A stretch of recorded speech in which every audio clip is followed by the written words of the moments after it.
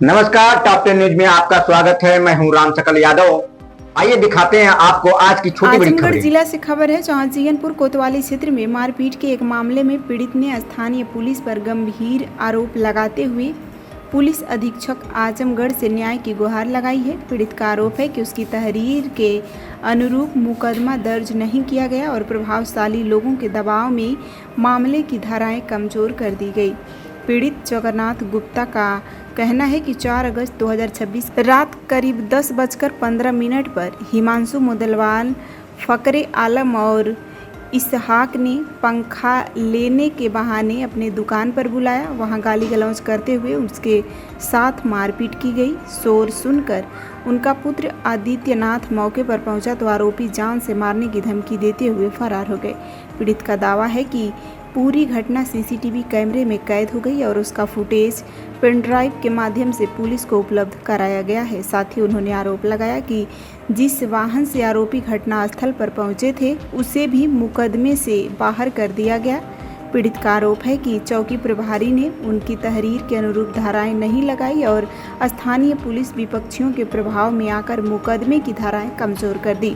इसी शिकायत को लेकर गुरुवार को पीड़ित एसपी कार्यालय पहुंचा और निष्पक्ष जांच के साथ उचित धाराओं में कार्रवाई की मांग की। वहीं पुलिस ने इस मामले में तीनों नामजद आरोपियों हिमांशु मुदनवाल, फकरे आलम और इसहाक के विरुद्ध मुकदमा दर्ज कर लिया है, लेकिन पीड़ित पुलिस की कार्रवाई से संतुष्ट नहीं है। पीड़ित ने एसपी से मामले की पुनः जांच कर तहरीर के अनुरूप धाराएं बढ़ाने और सभी तथ्यों को शामिल करते हुए निष्पक्ष कार्रवाई करने की मांग की है। वहीं मामले में एसपी ग्रामीण चिराग जैन ने कहा कि मुकदमा दर्ज कर लिया गया है और विवेचना की जा रही है।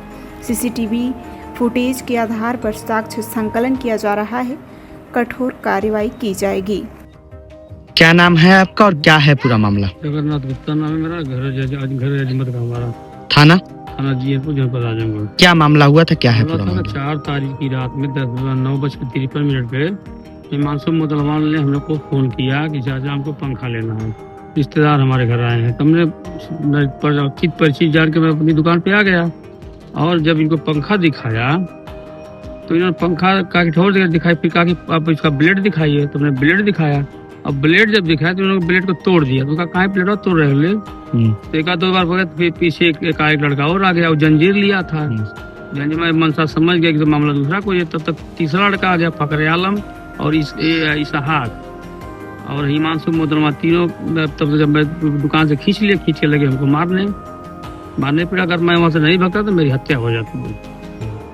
इसकी शिकायत आपने थाने में दी थी? हमने थाने पे तहरीर 5 तारीख को दिया, 5 को तहरीर दिया। इसके बाद मैं आज गया था वहाँ पे आजमगढ़ एसपी साहब के यहाँ। वहाँ से जब फोन इनको आया है तो इन्होंने मुकदमा दर्ज किया है। मुकदमा इनको दर्ज किया 352, 115, 352 या 353 का मुकदमा दर्ज किया है। अच्छा, क्या पुलिस की तरफ से कुछ संतुष्ट? हम संतुष्ट नहीं हैं, इनके रवैये से एकदम असंतुष्ट हैं। किसके रवैये से? पुलिस के रवैये से। जो गाड़ी हमने दिया, जिस गाड़ी से लोग अपराधी आए थे मारने के लिए, यूपी 32 MP 65 56 करके उस गाड़ी को इन्होंने उससे बाहर कर दिया मुकदमे से। कौन बाहर किया? था चौकी इंचार्ज और थानेदार, दोनों मिल किया। और कौन करेगा? हम थोड़ा लिखा पढ़ी करें। हमने तो आपको दिया ना, सूचना दिया कि साहब इस गाड़ी से आए थे, उसको तो मेंशन करना चाहिए ना आपको। क्या चाहते हैं आप? हम न्याय चाहते हैं सर। फिर गाड़ी को मुकदमा में घसीटा जाए। गाड़ी कहाँ गई बताइए? मैं अजमगढ़ का, यहाँ से मैं बहुत असंतुष्ट हूँ। जो मेरी मांग थी जो करबा ने किया, ये भविष्य में करे मेरे साथ कोई भी अपनी घटना घट सकती है। ये सब मनबड़ किस्म के आदमी हैं। क्या किए हैं प्रशासन ने? जो मैं मेंशन किया था मुकदमे में, उन्होंने न लिखवा कर दूसरा लिखवा दिया पेपर पे। हमको जंजीर से मारा गया, वो दिखाईबा नहीं किया। कोड़े से मारा गया, दिखाईबा नहीं किया। गाड़ी दिखाईबा नहीं किए लोग। कौन नहीं दिखाया?